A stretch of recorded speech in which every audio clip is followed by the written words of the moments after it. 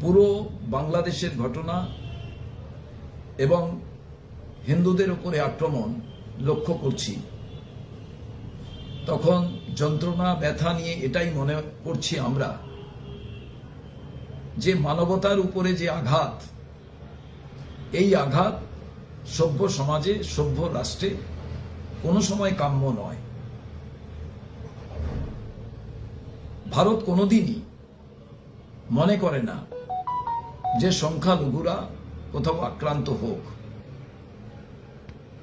এবং যে কোনো রাষ্ট্রের তাদের নৈতিক দায়িত্ব যারা সংখ্যালঘু তাদের নিরাপত্তা দেওয়া, তাদের সুরক্ষা সুনিশ্চিত করা। সংখ্যাগুরু মানুষ যারা থাকেন তাদেরও নৈতিক দায়িত্ব টেক কেয়ার করা